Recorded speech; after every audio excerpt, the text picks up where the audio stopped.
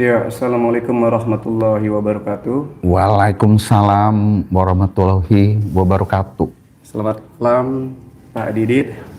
Ya, Sebagai ahli pidana ya Pak Didit ya. ya, Tadi kan kita sudah melaksanakan sidangnya pra peradilannya Pak Roy Suryo dan dengan hasil putusannya yaitu ditolak ya Pak Didit. Dan dalam putusannya hakim menolak pra peradilan Roy Suryo karena permohonan dinilai sudah tidak relevan setelah perkara pokok dilimpahkan ke pengadilan. Nah, bagaimana tinjauan hukum pidana formil Pak Didit melihat titik krusial permasalahan selisih waktu gitu, atau batasan kapan sebuah pra peradilan atas penetapan tersangka kehilangan objeknya? oke. Baik, jadi salam sejahtera rekan Refli Channel. Jadi begini, saya agak kaget setelah mendengar putusan hakim. Tapi putusannya itu tidak boleh kita ganggu gugat kalau untuk pra peradilan. Nah, namun yang kita boleh kritisi adalah pertimbangan hukumnya. Karena pertimbangan hukum itu adalah mahkota hakim, mahkota putusan hakim. Nah, jadi begini. Yang pertama, hakim menolak permohonan pra peradilan. Padahal yang lebih lucunya adalah dia tidak masuk ke dalam pokok perkara, tidak mempertimbangkan. Dia mempertimbangkan kualitas dari permohonan yang tadi saya dengar. Pertama, penetapan tersangka 7 November.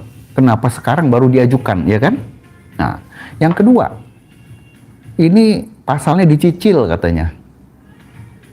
Nah, terus ini terjadi penyalahgunaan wewenang pra peradilan oleh pemohon oleh karena ingin menunda-nunda persidangan perkara pokok.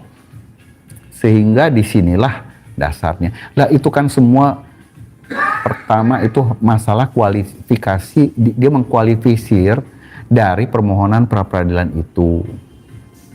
Jadi ini kalau namanya kali ini hakim ini dalam membuat pertimbangan dia sudah prejudice. Kita ini yang pertama adalah emangnya dia tahu atau fakta dari mana bahwa ini pra peradilan dicicil pasal-pasalnya dan tujuannya untuk menunda-nunda sidang pra peradilan. Dari mana dia tahu? Nah, jadi dia kan prejudice. Tapi saya tantang deh, kalau memang benar, tapi bukan kita bilang mau menunda persidangan ya, tapi kalaupun benar, saya nggak bilang begitu ya, quote non ya, nah, saya nggak bilang begitu, pemohon mau menunda persidangan. Terus masalahnya apa? Kan bisa aja namanya permohonan. Permohonan itu kita ajukan juga kepada ketua pengadilan juga bisa minta ditunda, minta bagaimana. Kalau memang harus dilaksanakan, kalau ada alasan yang kuat, yaitu dalam hal ini adalah demi hukum, pasal 163 ayat 1 huruf E. Di sana memang harus ditunda, bukan menunda-nunda. Lah, ini hakim kan sebenarnya kalau tidak ada aturan hukum yang tidak jelas, dia tidak boleh membuat satu tafsiran. Pasal 163 ayat 1 huruf E, kalau kita baca penjelasannya cukup jelas. Jadi sudah secara imperatif tidak boleh tafsirkan lain. Ya sudah, kok menjadi mencoba mempertimbangkan dengan asumsi bahwa pemohon ini mau menunda-nunda persidangan perkara pokok. Nah, kalaupun iya, terus kenapa?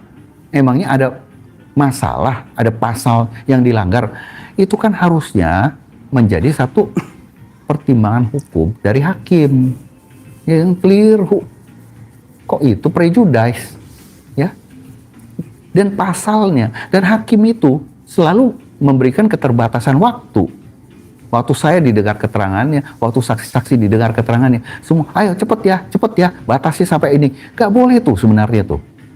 itu melanggar hak asasi dari pemohon, hak hukumnya permohon, itu kan merugikan. Ya, dia bilang kan banyak nih kasus-kasus yang lain harus memberikan keadilan. Loh iya, tapi kita juga nggak boleh dibatasi, ya kan? Harus berapa jam. Itu membatasi hak-hak dari suatu permohonan yang diajukan dari orang pencari keadilan. Nah, kemudian harusnya waktu itu yang diajukan penetapan tersangka itu kan 7 November, ya harusnya jangan pada saat sekarang, ya kan? Lah saya justru mau tanya sama hakimnya, di mana itu diaturnya? Jadi lucu. Ya di mana? Ada nggak? Kalau nggak ada, berarti dia menggunakan satu pertimbangan hukum dengan asumsi, dengan analogi, mengatakan kita menunda-nunda. Itu luar biasa gitu loh. Jadi yang saya kritisi ada pertimbangan hukumnya, ya, bahwa itu suatu konsekuensi hukum.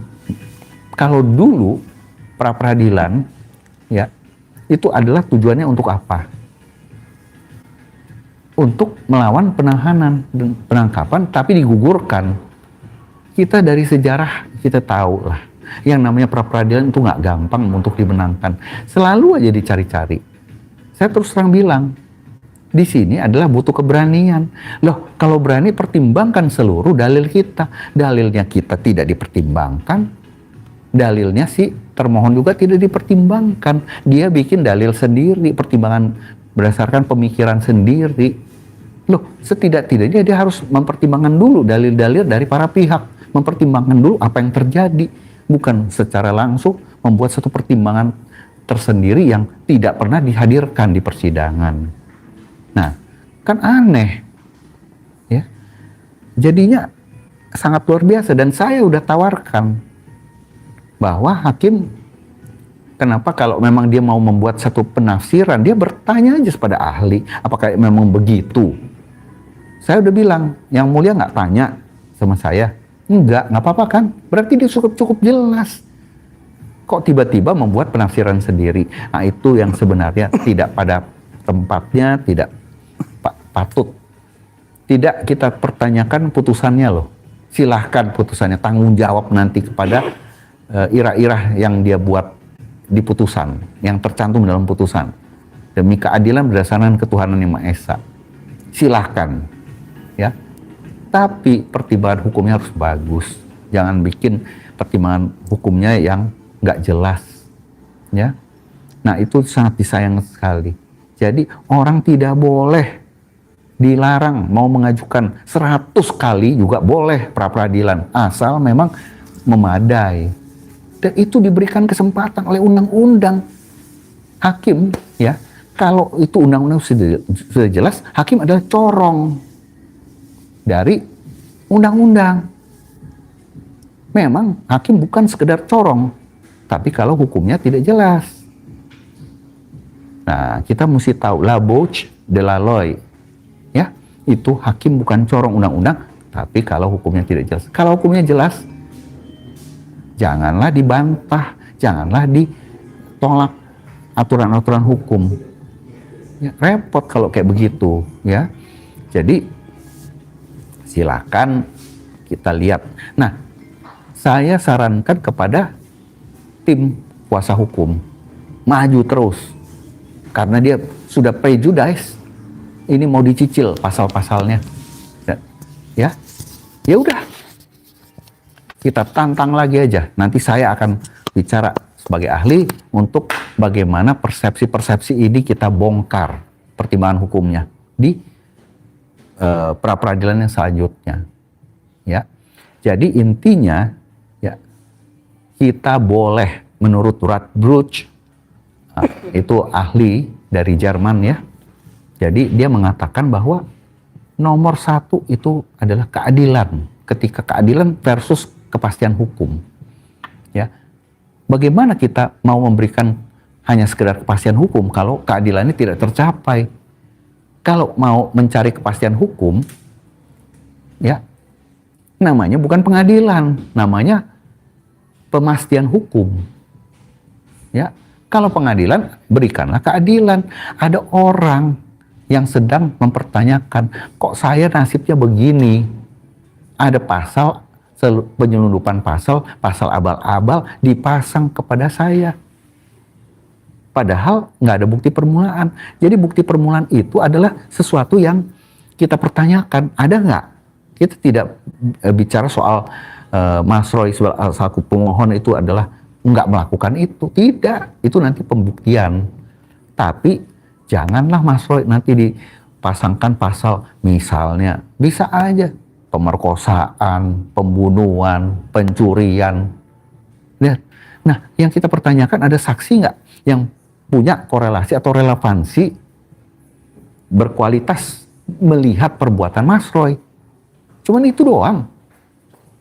Nah, di sini adalah pasal 32 ayat 1 yang kita pertanyakan. Ada nggak yang melihat Mas Roy melakukan tindakan-tindakan perbuatan, melakukan hacking, mencuri original dari dokumen elektronik yang dimiliki adalah pelapor, kemudian dirubah setelah diretas ataupun dengan dicuri secara offline, terus dirubah-rubah, kemudian ditransmisikan dokumen elektronik itu sehingga pelapor atau korban tidak lagi punya akses terhadap dokumen tersebut, dokumen elektronik. Dan harus dokumen elektronik, nggak bisa dokumen yang hard copy, ya. Nah, jadi tidak boleh orang memasukkan pasal yang tidak jelas. Kita uji. Kok nggak dipertimbangkan? Setidak-tidaknya pertimbangkanlah. Kalaupun dia mau menolak, tapi dia pertimbangkan dulu.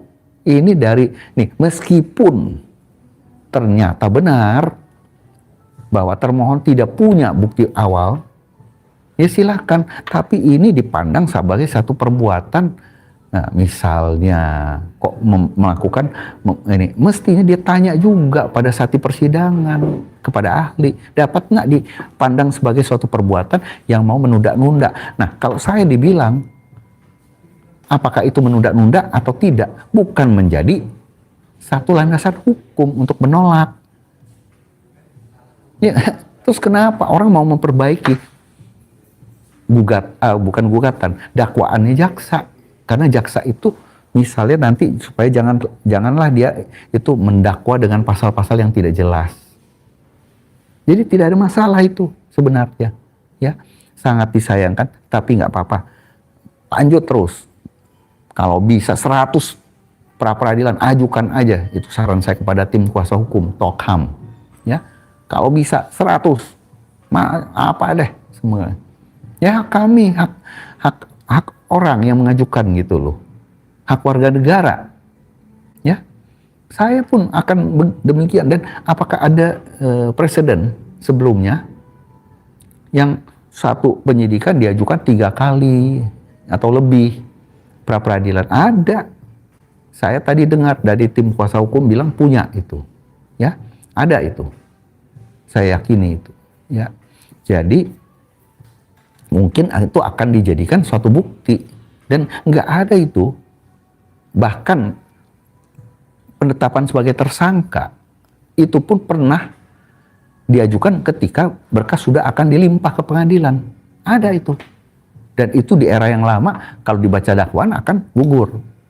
Tapi keburu diputus ketika akan dilimpah ke pengadilan. Nah, sehingga tidak sempat dibaca dakwaan, akhirnya dieksepsi dan selesai perkara itu, ya. Karena waktu itu memang penetapan tersangka untuk satu pasal situ, ya. Nah, apakah boleh diuji kalau ada 4 pasal masing-masing? Boleh. Makanya kalau mau sekaligus 4-4-nya diuji, hakimnya harus memberikan keleluasaan, jangan dibatas-batasi begitu, ya kan? Saya itu dibatasin cuman dikasih waktu berapa sih? 1,5 jam. Saya sering di perkara lain sampai 3-4 jam pun tidak dibatasi. Jadi nggak boleh itu dibatasi begitu, nggak patut dan layak buat pencari keadilan itu, nggak pantas, gitu. Sangat disayangkan. Ya, mungkin itu dari penjelasan saya. Pak Didit, kan kasus ini kan memicu perdebatan ya mengenai dinamika waktu, pengujian status tersangka. apakah menurut Anda nih, apakah aturan perundang-undangan saat ini sudah cukup ideal gitu Pak Didit dalam mengatur batas waktu pengajuan pra peradilan pasca penetapan tersangka? Jadi begini, yang namanya peraturan yang sekarang cukup komprehensif. Masih ada kelemahan, yaitu apa? Penahanan itu harusnya izin pengadilan. Karena penyitaan aja, penggeledahan izin pengadilan. Lah kalau penahanan itu kan penyitaan terhadap manusia, itu nggak perlu izin. Nah, itulah masalahnya. Jadi harusnya ada pemeriksaan. Nah kalau dibilang apakah aturan yang sekarang ketentuan di KUHP yang baru, apalah cukup komprehensif, lumayan, cukup menjunjung, lebih memperhatikan, menjunjung tinggi hak asasi manusia. Nah, lumayan kalau sekarang ini. Tapi itulah kemudian ditafsirkan secara keliru. Dibilang pemohon kalau mengajukan pra peradilan terus mencicil itu adalah suatu pemikiran yang sempit, secara sempit dibilang ini akan menunda. Kalaupun menunda memang terus kenapa? Iya kan? Bukan berarti kita takut. Lah tapi sekarang kita uji dong, pasal-pasalnya layak enggak? Terus kenapa? Salah apa coba? Ya kan bingung. So what? Kita masalahnya penundaan itu bukan karena kita minta nunda. Tapi itu adalah suatu dampak konsekuensi hukum dari aturan main. Kita diberikan kesempatan seluas-luasnya untuk menguji ya di pra peradilan apa yang telah diatur dalam poin-poin pra peradilan. Itu kan juga ada kesempatan berikutnya, yaitu pada saat penuntutan dikasih izin juga. Lah kan aneh. Terus belum ada batas waktu yang ditentukan apa gimana Pak Didit? Nggak ada masalah. Batasnya adalah pra peradilan diberikan kesempatan seluas-luasnya penyidikan dan penuntutan. Batasnya adalah tidak boleh dengan objek yang sama setiap kali. Tapi diajukan artinya perkara pidana pemeriksaan pokok ditunda. Jadi nggak ada masalah. Walaupun misalkan sudah sidang inti perkaranya. Loh itunya justru yang harus ditunda aturan sekarang. Aturan sekarang. Kalau dulu begitu dibacakan dakwaan perkara pokoknya pra peradilan langsung gugur tanpa pertimbangan apa-apa. Nah itu tak dipahami bahwa itu adalah boleh dibilang melanggar hak asasi manusia, hak pemohon, hak hukum dari si tersangka. Ya itu. Ya, Pak Didit seberapa yakin sih bahwa kan pra peradilan kedua ini kan mengkaji pasal 32 dan 35 yang diterapkan oleh nantinya. Nah, maksudnya apakah seyakin apa gitu Pak Didit bahwa pasal itu salah dalam penerapan? Nah, kalau itu saya berani taruhan 1000% salah. Pasal itu diselundupkan karena narasi dalam laporan polisi aja sudah tidak sesuai. Dipaksakan. Wah itu sangat dipaksakan dan terbukti Mas Roy bisa ditangkap dan ditahan karena 2 pasal itu. Nah itulah abuse of power yang timbul karena adanya penyeludupan pasal. Kita fair aja lah. Orang tuh kalau bikin laporan kan maunya ada pasal yang gede-gede, yang 5 tahun ke atas. Supaya bisa ditahan. Itu sebenarnya tujuannya. Belak-belakan aja lah. Ya, demikian. Kalau dari itu Pak, dari sudut pandang hukum acara pidana, sejauh mana sih sidang pra peradilan ini berhasil gitu memiliki tidak cermatan formil? Jadi dibilang gagal juga tidak. Tapi berhasil juga tidak sebenarnya. Karena apa? Pokok perkaranya belum dipertimbangkan. Jadi kita tidak bisa bilang sekarang bahwa pra peradilan kita ini adalah gagal total, tidak. Ini kita menguji keberanian hakim untuk menegakkan hukum dan memberikan keadilan. Itulah ujian kita sebenarnya. Ujian dari masyarakat. Nah, tapi dibilang gagal total tidak. Meskipun ditolak, tapi tidak masuk ke dalam pokok perkara juga. Nah, artinya apa? Materi pokok perkara kita tidak dipersalahkan oleh hakim. Hanya sekedar mengatakan bahwa kenapa tidak di pra-peradilan sebelumnya, kenapa ditunda, ini apakah ini tujuannya menunda-nunda persidangan perkara pokok. Lah itu kan alasan yang nggak jelas, nggak ada aturannya gitu loh. Dan penafsiran seperti itu melanggar presumption of innocence, ya. Kemudian juga melanggar pasal azas, bukan melanggar. Jadi azasnya itu dia harusnya mendengarkan kedua belah pihak, ya. Hakim harus mendengar kedua belah pihak. Dia juga melanggar ius curia novit, bahwa hakim harusnya mengerti hukum, ya. Jadi dan hakim tidak boleh melanggar kepastian hukum. Kepastian hukumnya sudah jelas. Ya tunda kalau ada perkara pidana pokok. Tapi dia pidana pokoknya ditunda. Jadi dia mempermasalahkan seolah-olah pra-peradilan ini tidak boleh dilakukan. Malah dia mengatakan bahwa itu penyalahgunaan wewenang.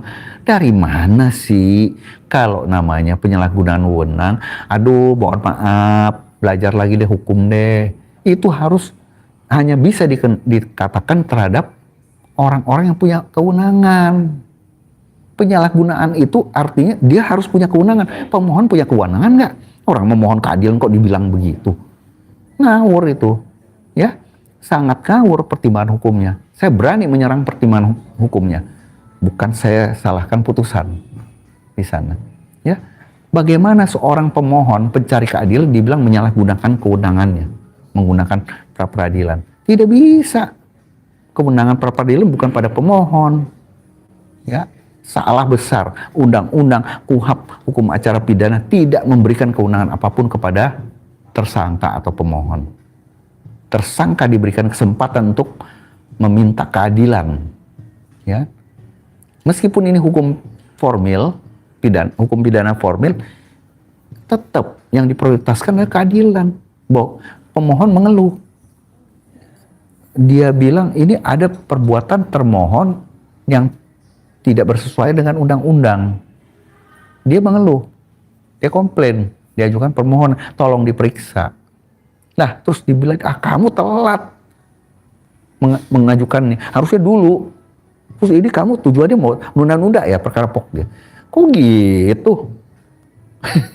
Terus kalau begini kamu menyalahgunakan wewenang. Apaan lagi? Wewenang tak punya, aku tak punya wewenang gitu loh. Nah, pemohon bisa ngomong begitu, ya. Keliru besar itu pertimbangan hukumnya, ya. Demikian. Itu kan terkait itu Pak Didi, pasal yang diterapkan itu kan pasal 3235 itu kan mengenai dokumen elektronik yang diatur oleh Dian Sandi. Itu pertanggungjawaban hukumnya gimana Pak Didi? Nah, itu nanti kalau Dian Sandi itu sebenarnya mestinya dia itu yang menjadi pelapor dalam kasus ini, atau dia yang dilaporkan oleh Pak Jokowi. Pilih salah satu.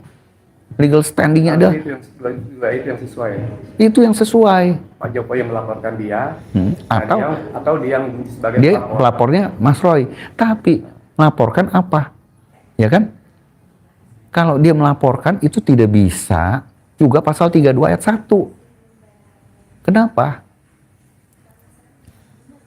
Karena 32 ayat 1, Mas Roy itu dia itu mengupload ke Twitternya dia, itu menjadi pajangan di publik.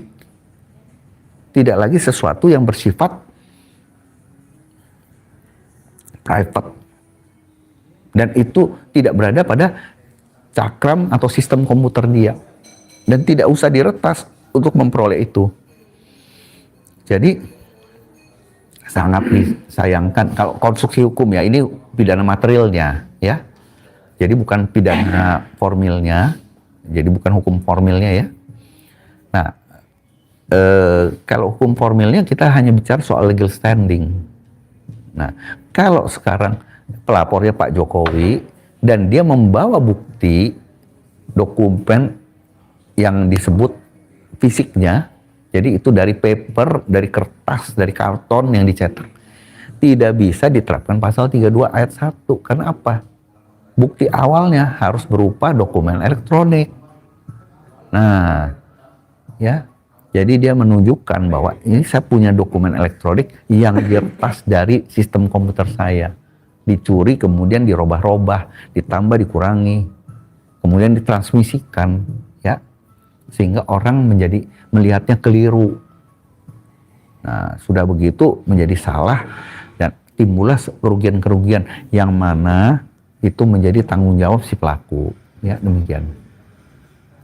Pak Didit, terakhir Pak Didit, bagaimana Pak Didit menilai independensi hakim gitu dan mengenai kasus terutama yang Pak Roy ini kan Hakim Tunggal, dan bahkan